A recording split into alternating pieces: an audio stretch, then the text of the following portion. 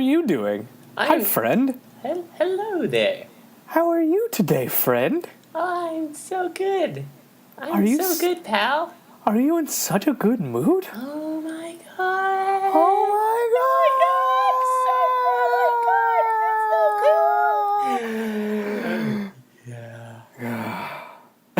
What the hell? I don't even know, man. What is going on, you guys? Yeah. My name is Zach. My name is Joey. And this is a podcast where we apparently make the creepiest fucking intros we can. Yeah, that's the goal. Because that was just really weird, and I don't know how we were just so on the same page there.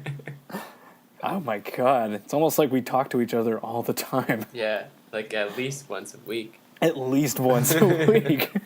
I think that's just coincidence. Yeah, we just get each other, you know? Yeah, we're like two peas in a bread toaster. That's right. We shouldn't be there, but we come out tasting delicious. It's like jazz music. Yeah, Sounds just kind good, of, but I don't know why. yeah, you just kind of listen and you're like, huh, I liked that. I have no idea what it was, but I liked it. But yeah, welcome to the Xtreme. We're starting a new game this time. That's right. You've joined us at a great time. We're right at the beginning of a new game, Man Xtreme, How for fitting. the Game Boy Color. And yes, it's very fitting. It's almost like our namesake. Almost. Except not, because ours is spelled differently for copyright reasons. And it means different things. Yes, it does. And we'll tell you all about the deep lore of our own podcast name in another episode. Spoilers. But yeah, so we're starting off Mega Man Xtreme today, and it's going to be a bit of a shorter episode because I have to run off to an appointment. So sorry about that, guys. We'll spend a little more time recording next week. Yeah. So right now we're just going to talk a little bit about the opening of Xtreme and the intro. We're going to do this game a little bit differently than we have the past games, considering a lot of what we're seeing is from X1 and X2. Yeah. And we've already extensively covered those. Mm-hmm. Granted, our X1 is not quite up, but it will be up. It's somewhere. At some point. It's in the ether. Yeah. It's in the ether, and it might be in your earthers soon. Very soon. Yeah, it might be. Who knows? But we're just going to kind of break this up a little differently. It's going to be a shorter, I don't know, you call it arc, series? What are we calling these? Series? Yeah. I like series. Or Okay, it's game. Yeah, I mean, it's a shorter game series. Let's go with series. Okay. It's a shorter series than our other episodes just because the length of the game itself is kind of small, and we don't really want to spend time talking about the same stuff we already did. Yeah, so we'll do basically just like a general overview, I guess, Yeah. of the game. Yeah, we'll talk not in such detail as we did before, but we're going to talk about the major differences that we see, obviously, between the versions. So let's get to the game. Yeah. So, Mega Man Xtreme. First off, Game Boy Color. I already said that. Created in 2000. So, kind of end of the life of the Game Boy Color, if I'm not wrong. I'm pretty sure the SP was coming out. So I think that was when the Game Boy Advance was starting to really take hold. Right. Or at least becoming a thing. So I think this was later in the life cycle of the Game Boy Color. So I think they had a little more time here to make the actual game look nicer than games before it. Very nice. Because, I mean, you see the attention to detail from a Game Boy, and especially in the intro cutscenes here, which are also just not bad at all. Sure. So let's recap. You guys probably already know this verse, but I'm going to run you through it again. It is the year 21XX, and it is peaceful, and we have achieved Reploid and human coexistence. Hooray! And then it goes into a recap of how awesome X is. So X possesses a high level of intelligence, both emotional and logical. I could have worded that better. And nobody thought that it could be duplicated because he's so kind and warm, but so menacing and can destroy. They just kind of threw that last part in to contrast the kind and warm. Oh yeah, good stuff. Yeah, he's like a Venus flytrap. That's the word. He looks beautiful from far away, but if you touch him, he'll bite you. Nice. Nice from far, but far from nice. Oh, that was good. Yeah. That was good. I had that one stored. Nice. That was real good. So Dr. Kane has studied X and created the Reploids from his schematics. Problem is, Dr. Kane is nowhere near as good or had as much time as Dr. Light, so he had some malfunctions in the robotic brains of the Reploids, and they became Maverick. Yeah. Then X, being the kind and warm soul that he is, becomes a Maverick hunter to help. So then we flash forward a bit to when Zero is found, who has the Game Boy Color version explicitly says has high attack power, which is an interesting way to describe Zero, but fair enough. Okay, yeah. I figure X also has high attack power, but Right. I guess we wanted to figure out how warm and cuddly X is. Maybe not yet. That's true. X is meant to be very attack forward, but not quite yet. Even though we've gone through so many fucking games at this point. He was found as a Maverick, and Sigma helped to bring him in, as we mentioned before in our X4 review, or X4 series. You already know this, and now he's fine, and was given the title of Special A level Maverick Hunter. I didn't realize they had rankings, but I guess that makes sense. Okay. But then Sigma rose up and rebelled, and X and Zero stopped him, and that was X1. And a little bit of prehistory. However, ... And now we're in the title screen. Oh, yeah. That's just how it is. Yep. It just says however, and then we're here. And then we just dive into an intro stage. But before we talk about that, we gotta hear it. Because that's how we roll in this. Oh, that's true. There's music to be played. That is very true, Zach. So before we talk anymore, let's play some music. Cool. For your earbuds. Because we're buds for your ears. Oh, shit. I'm going to go off on that one. Boom.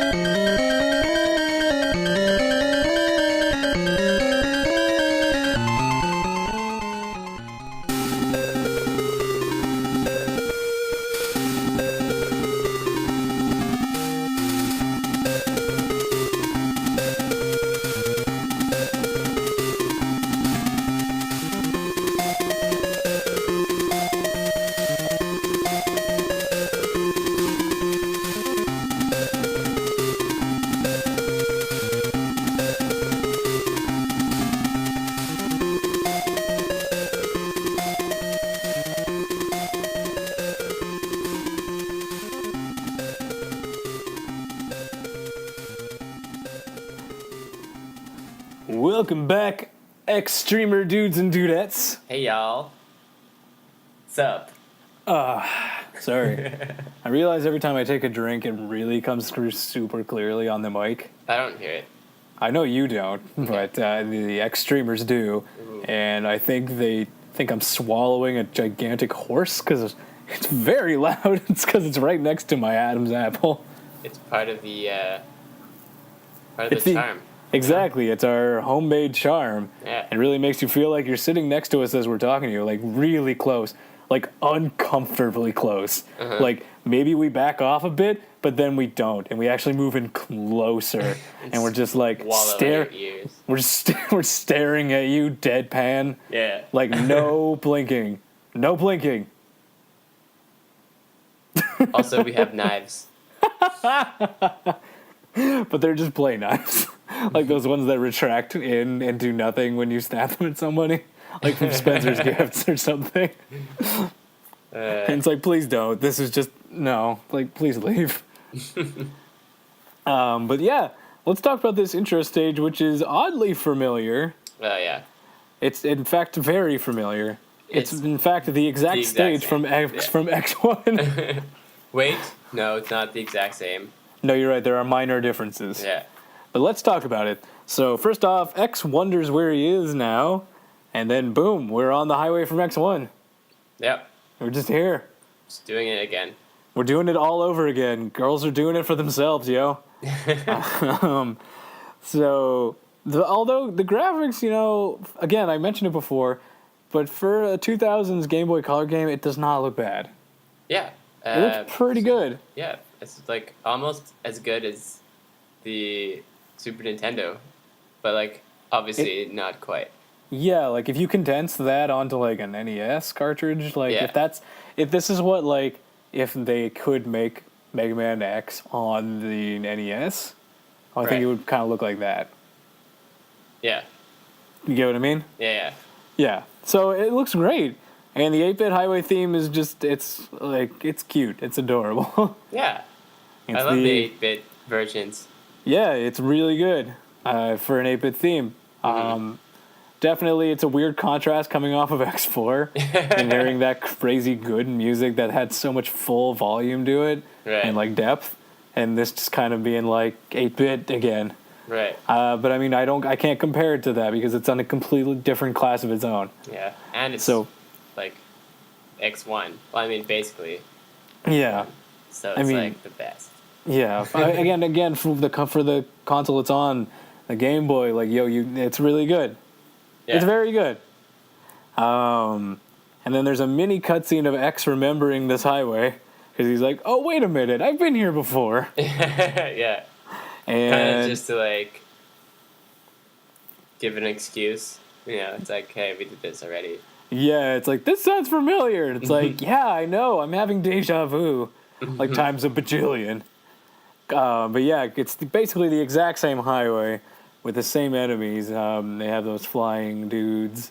They have the crusher robots. I didn't see the ones that shoot lasers and missiles though.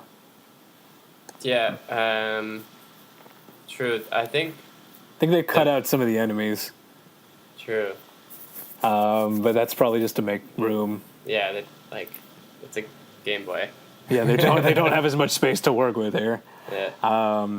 But yeah, even that like kind of comes through with the giant bee mini bosses. They're a lot smaller. I was so pleased about that. They're so tiny. Yeah. They're like as big as X, I think. Like there might be like a minimal size difference.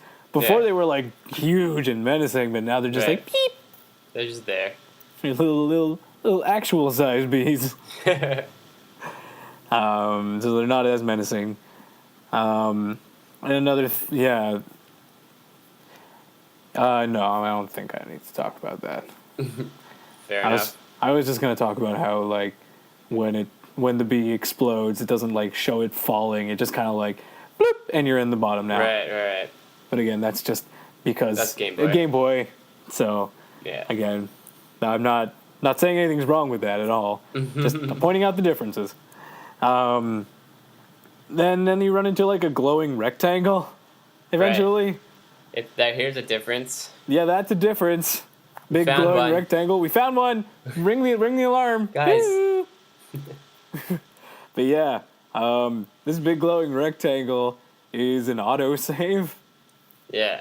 So I don't know what. First off, like, I get that you need to have checkpoints, I guess, in case they die. Right. But like, why did it have to be this gigantic, huge rectangle of flashing light? Why couldn't it have just been like a marker that we don't even see? And it's not even like made like artistically. Like it's just they just put programmed a big square. Exactly, it's just a big fucking square.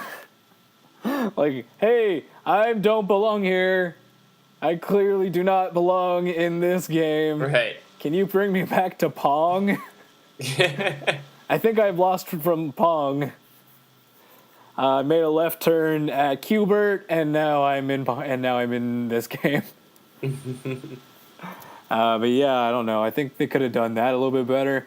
That just seemed a little ham-fisted. Like, we need to put a checkpoint system in. Just fuck it. Just put a glowing fucking rectangle in, Jeffrey. I need to go to bed. I haven't seen my wife in 3 days. But yeah, keep moving on here. And again, not going to recap everything. This is the same highway from X1, yo. Like, there's no differences to talk about. Yeah. I guess you could talk a little bit about the controls of X. Okay. Those are a little different. The dash really is the big difference here for me. There's no dedicated dash button. Right. Because the Game Boy doesn't have that many buttons. Right. So it's either using the start button or double tapping the direction you're running in, which is kind of awkward. Yeah, that makes sense. That's a normal like Game Boy thing.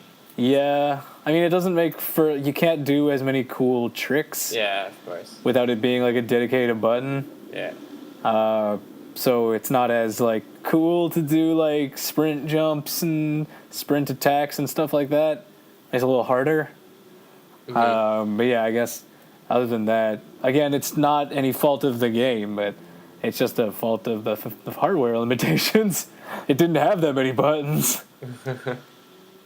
So yeah, fair enough. I'll bring that up. But then you get to the boss of the stage, Vava. Vava, who is just vile. Yeah. But they just neglected to change his name to Vile, because in Japanese his name is Vava. Yeah, I guess, like, I don't know if to change it for this one. Yeah, I mean, whatever, fuck it. How many people are going to play this one anyway? Right, Steven? Nobody gives a shit.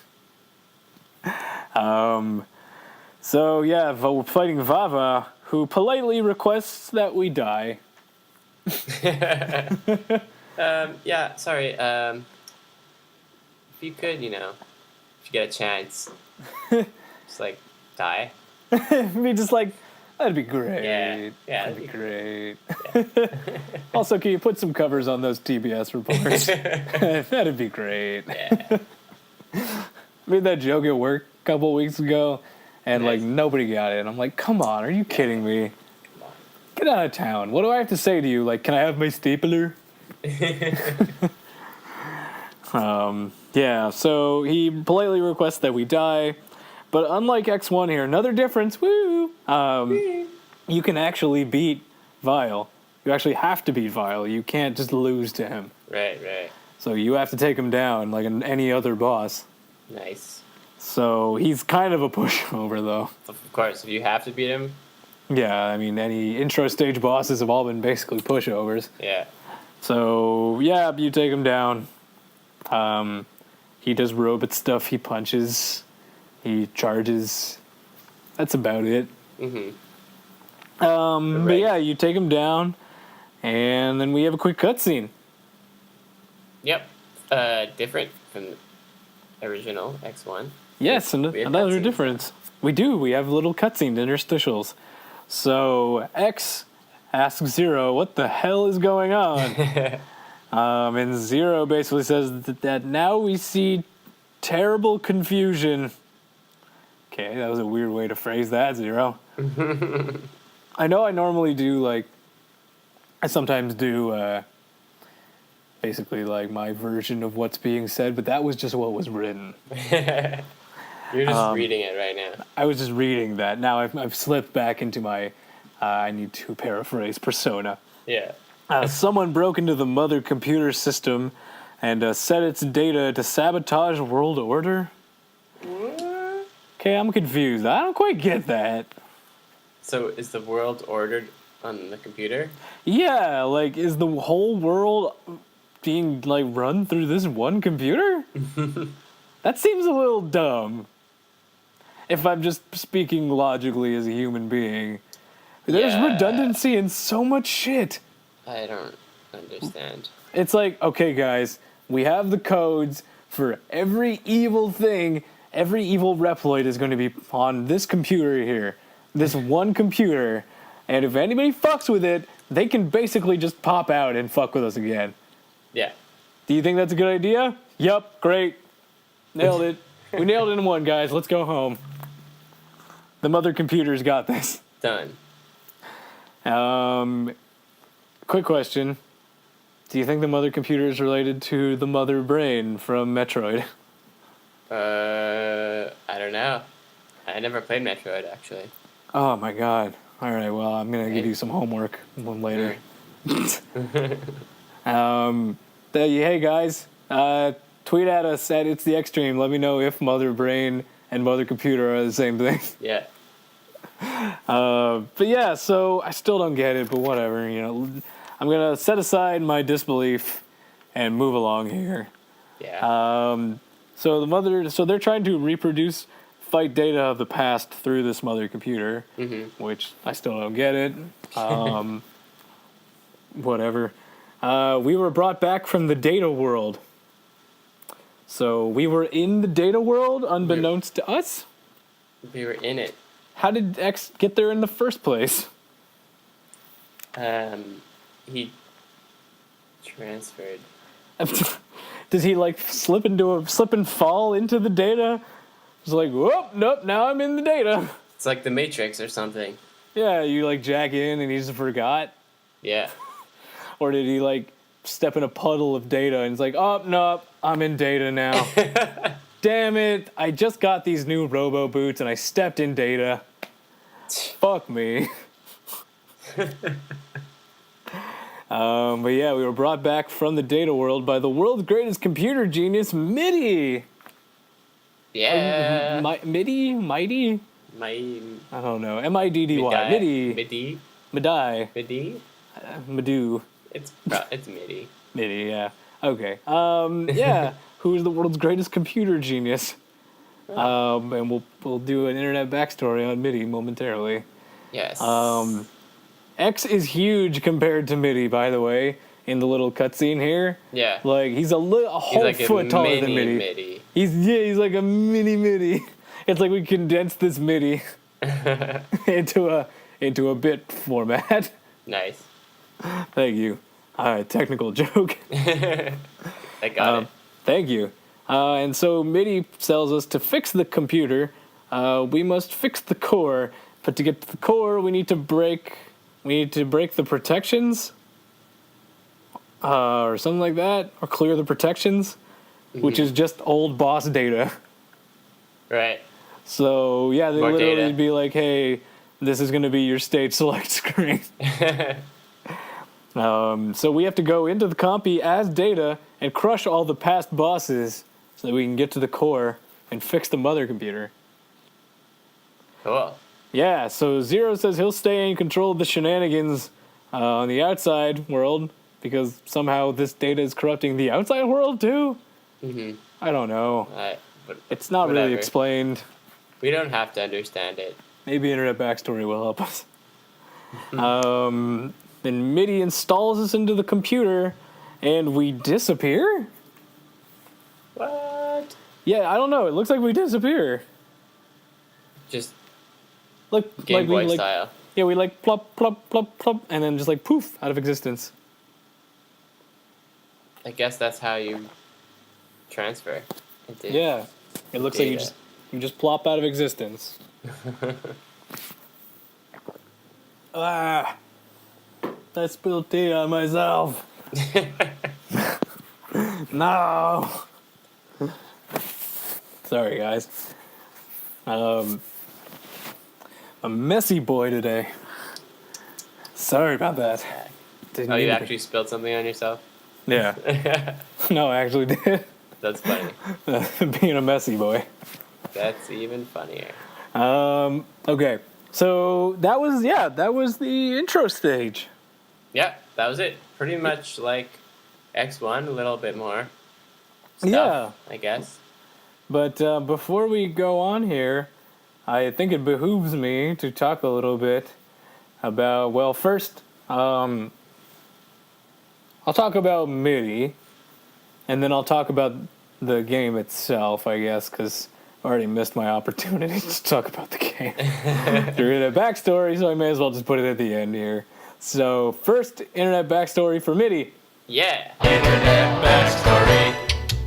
Cool. Mm-hmm. All right. Internet backstory for MIDI. MIDI is one of the greatest computer geniuses in the world and manages the Hunter base's mother computer throughout the game. MIDI's twin brother Techno was manipulated by Sigma and attempted to hack into the mother computer by directly connecting his CPU to the computer used for hacking. All right. Oh no. Okay, I'm not going to say the rest of this backstory because it's spoilers for the rest of the game. All right, save it. I'm saving it. What else do we got here?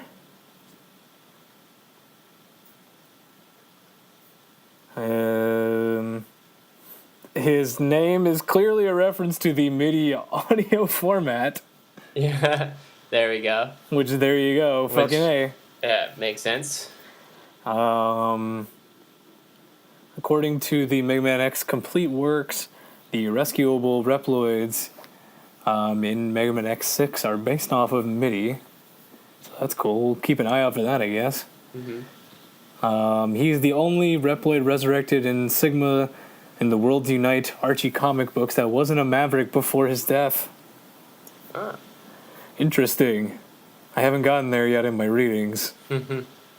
But without spoiling the rest of the game here, that's all I'm willing to tell you about internet backstory for MIDI. Internet backstory. All right. Yeah. And then, guess what? We're going to have another quick internet backstory right now. Internet backstory. Back to back to back. It's like a fucking jam-packed internet backstory time.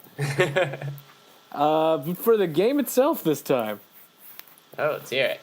So, Mega Man Xtreme, known as Rockman X Cyber Mission in Japan, is a spin-off title of the Mega Man X game series, developed for the Game Boy Color.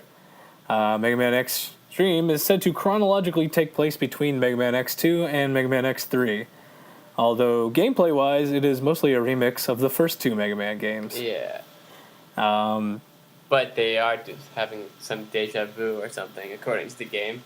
Yeah, absolutely. The graphics and music are downgraded to an 8-bit NES quality due to the Game Boy Color's limits. The game and its sequel have been praised for giving gamers a glimpse into what Mega Man X series would have been like on the NES. This is just a blatant advertisement, so I'm not going to say that. It's available for download now. Great. I already went through the story, so we don't have to talk about that. Okay, you know what? Let's talk a little bit about the development. Okay.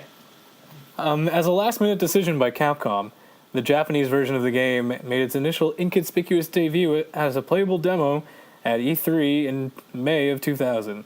The game was later shown again at Tokyo Game Show the following fall. Haruki Suetsugu? I'm sorry, I messed that up. Was the sole artist responsible for the game's character designs and cover art, which are actually really cool. Cool. Have you seen the cover art? No, I don't think so. You should look it up. It actually looks really good. I'm gonna look it up. It looks like you could hook it up as a poster. The entirety of the game's cover illustration was done in Painter, foregoing the usual cell-painted look of central figures as Suetsugu wanted to give the whole image a sense of summery as well as luxury. His only regret regarding the piece was that he didn't use crisper colors. The twins' MIDI and techno were designed so that if one's helmet was turned 90 degrees, its shape would mirror the others. That's pretty cool. Wow. That is, like, really thought out. Yeah. Like, holy, that's super cool. What else we got here? I always loved the Game Boy Color covers, you know? Yeah, they always give, like, such a cool little, they put so much effort. It's like, This is what they would have wanted it to look like if the Game Boy Color was just better. Right. It's like, this is the one we're looking for, guys. Like, this, look at this. Just imagine this. Imagine this when you're playing. Additionally, MIDI was illustrated with soft round lines, and techno was given more sharper pointed angles to better reflect their personalities. Going by his instructions to make armor characters, Suetsugu designed Zane and Gimil in contrast to one another by giving them heavy and light armor plating, respectively. Zane and Gimil being the main bad guys in this game, who we'll talk about later.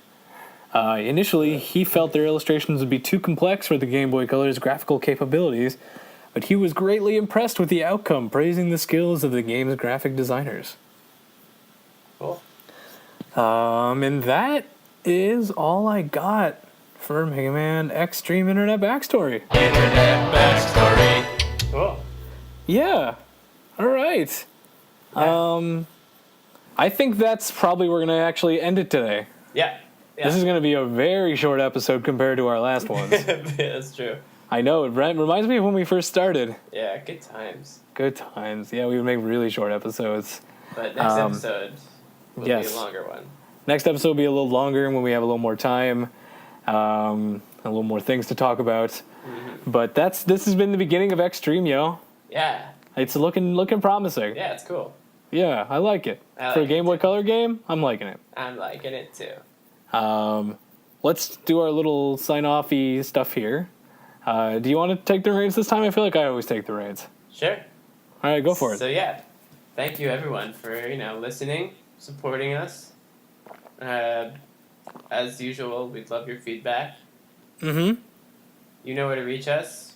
Our email, itsthextreme@gmail.com. Twitter, Yep. @itsthextreme. You got it? iTunes, Podbean, Google Play, YouTube. We're fucking everywhere, yo. Right? We're fucking everywhere. So good. If I had the time, we'd have an Instagram or some shit. I don't know. But yeah, thanks again for listening.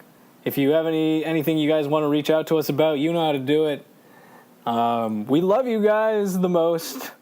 You guys are awesome fans. I know we're a very tight-knit, small group right now, but we're powerful. The strong group. We're a strong, powerful group.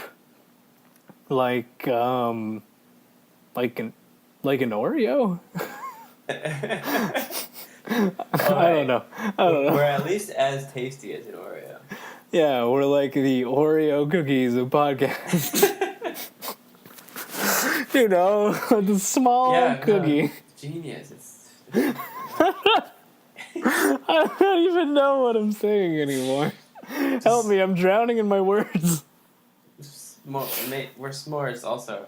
Damn it, we're making it worse. No, all-dressed ruffles. We're the all-dressed ruffles of podcasts. Oh my god. Oh, this went off the rails so much. This is going to be on our next t-shirt. The all-dressed ruffles of podcast. The all-dressed ruffles of podcast. I love it. Oh, I'm crying. Okay. Thanks for listening, guys. Again, this game doesn't have a password screen either, so we're saving again. So don't forget to write down the instructions on how to save. Oh yeah, that's true. Don't forget to write it down. Don't forget to write it down. Don't forget to write down our Twitter handle. Don't forget to write down our email. Don't forget to write down important instructions, because you don't want to forget that. Yeah. Don't forget to write down your address in case of an emergency, because somebody might need to reach you. Or your thoughts. Don't forget to write down your thoughts and send them to us. If you don't want to send them in a diary, just send them to us. Yeah. We'll just, in a direct message. Yeah, we'll broadcast it. We'll retweet your thoughts. But yeah, we're just kind of vamping at this point, and I gotta head out. Yeah. All right. All right. We'll talk to you guys next week. Don't forget to write it. Okay.